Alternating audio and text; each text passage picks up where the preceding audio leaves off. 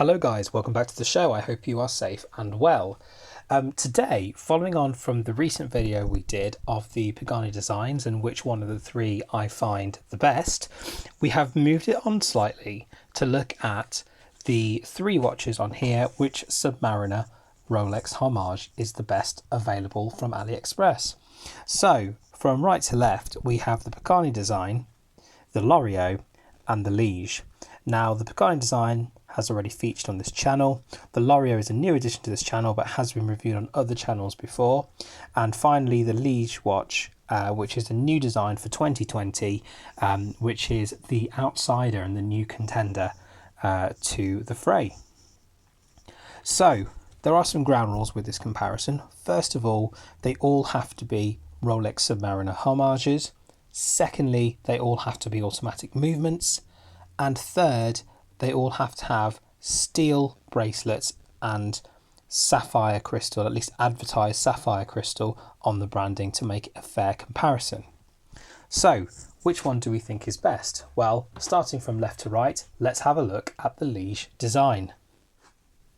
So here we have first up the Liege design, and as mentioned before in the beginning of this video, all of these watches are available on AliExpress and all of the links are going to be below in the description. So if you do think that one of these is better than the others and you do want to buy it, there'll be links to all three.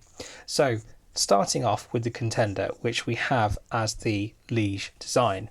So first of all, let's have a look at the ratios. So we've got a 41mm diameter, 20mm lug width. Has got a bit of taper down to the back and a Rolex style clasp. It's got brushed stainless steel throughout, so no polished middle links at all throughout this watch. It makes it look quite tooly. You've got a screw down crown with the Liege design logo on the top of the crown. Sapphire crystal, 100 meters water resistance, and an Seiko NH35 movement. So as you can see, this watch comes in a very standard box. It's a faux leather crocodile skin box. You do have a rather nice cushion on the middle. It's probably one of the nicer boxes out of the three of them, with again the Liege design logo on the top and on the other side as well, although you can't see. But let's have a look at the watch itself. So good proportions with the 41mm diameter and the 20mm lug width. There is a little bit of taper there, not a huge amount, and it goes up to the Rolex Submariner style clasp. And as you can see, they've embossed the Liege design on the metal cover. Rolex style clasp, pretty easy to do. You've got the machined clasp on there, and as you can see at the back, you've got a good idea of the movement. Now, this is advertised on their website as being a Seiko NH35 movement. I don't think it is. I think it might be a seagull movement. I think it could be something entirely different, but for certain, this doesn't look like a Seiko NH35.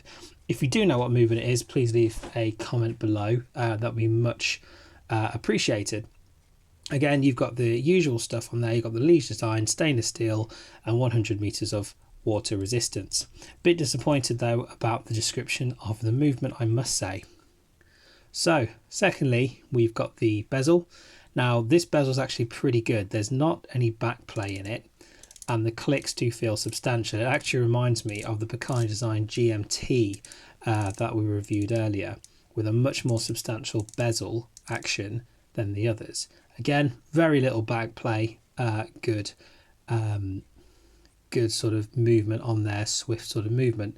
Obviously you've got the automatic on there, and you've got the writing of the Liege design watch with automatic water resistance 100 meters, cyclops at the 3 o'clock with the date, complication on there, usual Rolex markings throughout, triangle at the 12 o'clock, circles around the outside, and at 6 and 9 o'clock you've got your rectangular batons.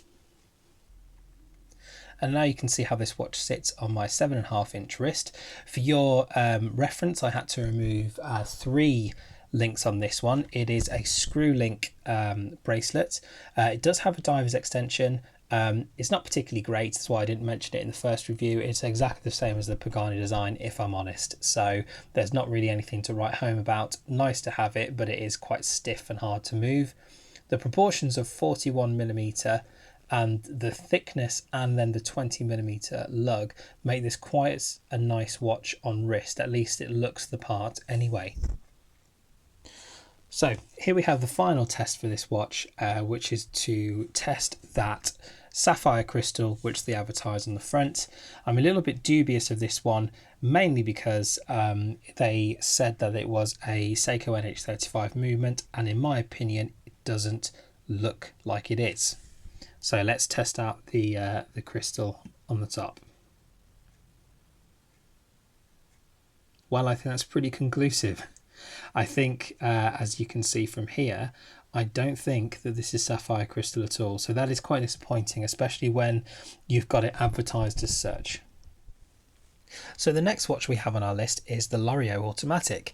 This one has been featured a few times in reviews and has been reviewed generally quite favourably, and I can't disagree. This is a very nice watch, especially for the price.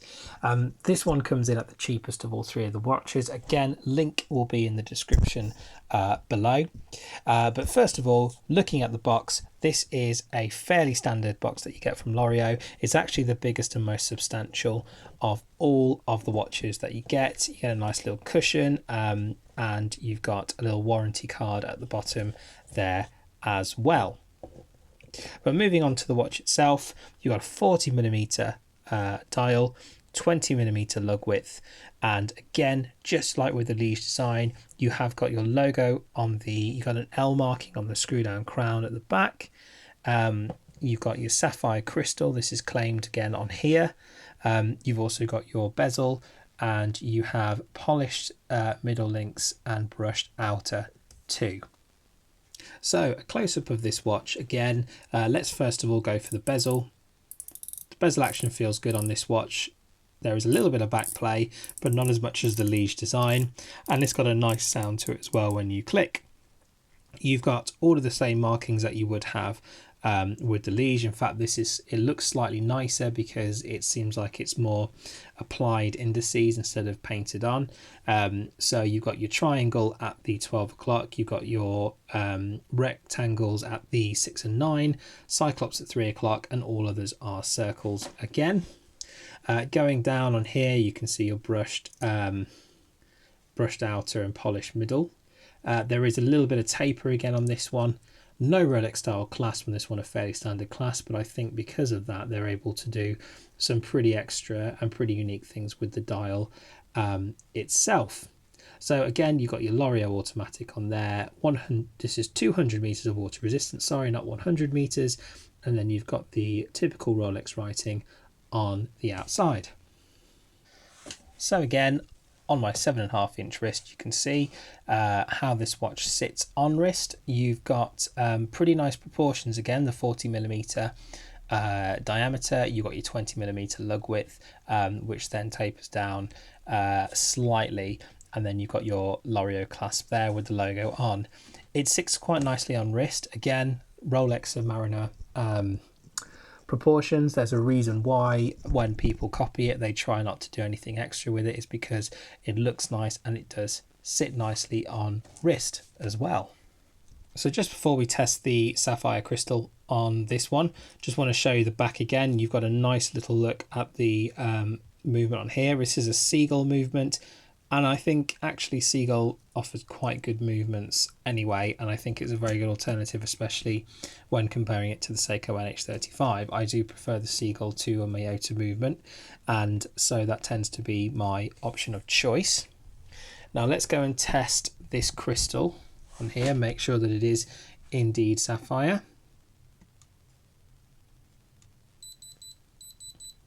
There we go. So definite sapphire crystal on the front there. That's nice to know that LOREO are still keeping to their word. And finally, to round off the review and comparison today, we have the heavyweight champion, the Pagani design. In terms of its specs, it has incredible value for money. It offers you a sapphire crystal screen, glass. You've got your Seiko NH35 movement, which is verified. You've got all your normal indices. You've got your applied indices. You've got your triangle at 12 o'clock. 6 and 9 o'clock triangles, and then rectangles, and then you've got your circles all around, Cyclops at the 3 o'clock, unidirectional bezel again, and again it's all brushed inner and outer links, which gives it another tool-like feel, and 100 meters of water resistance.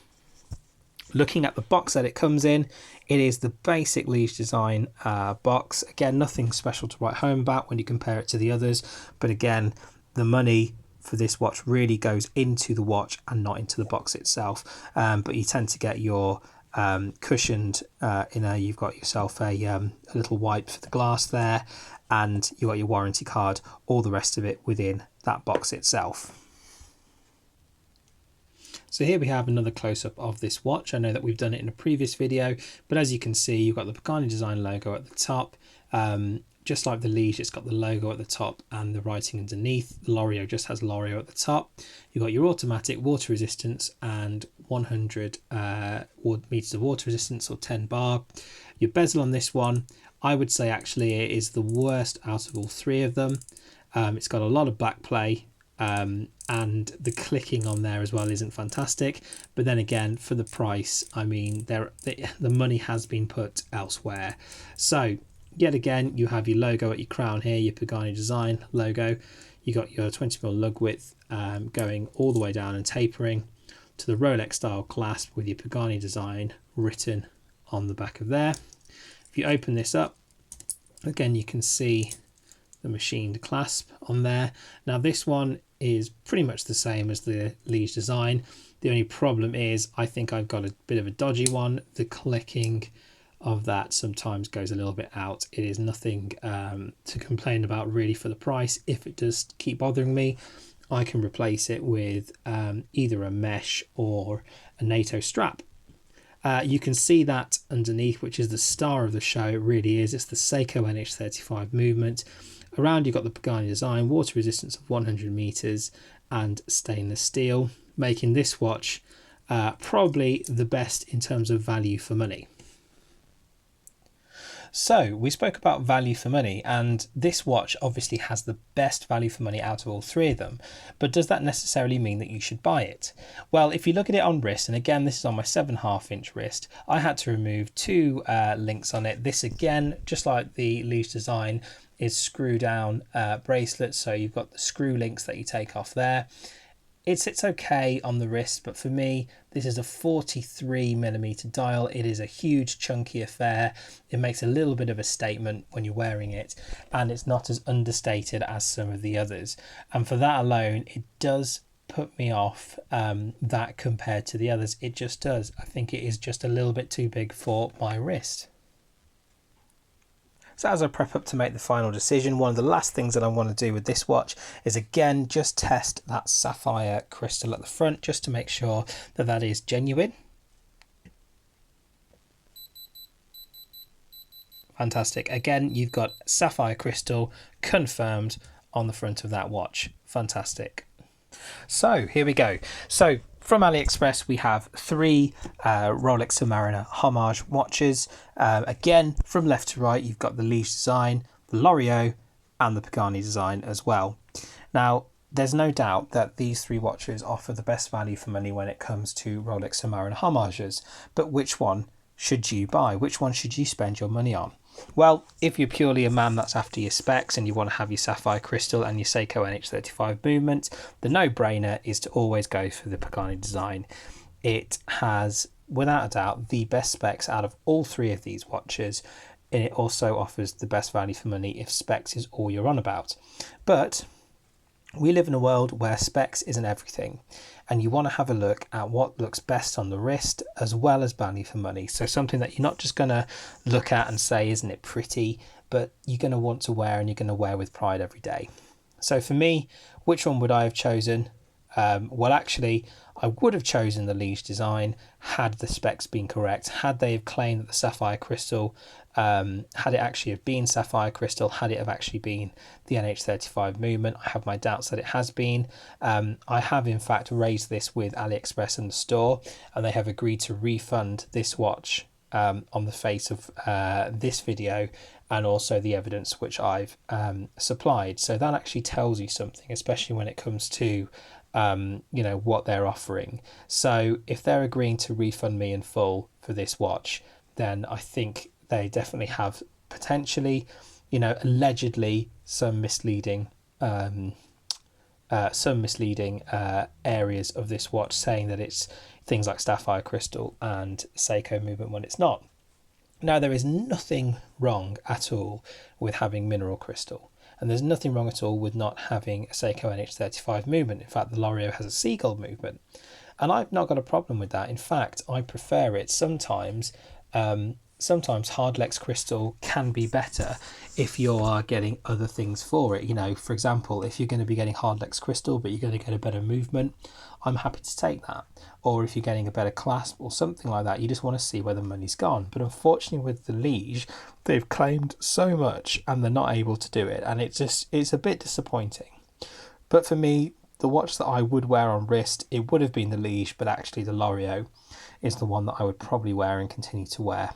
It's a fantastic looking watch, great proportions. It has the polished middle and brushed end links as well. But guys, what do you think? There are links in the description below so you can have a look at these watches yourself and make a decision. But do you agree with me? Do you think that the Liege design is the best value for money but the LOREO looks best on the wrist?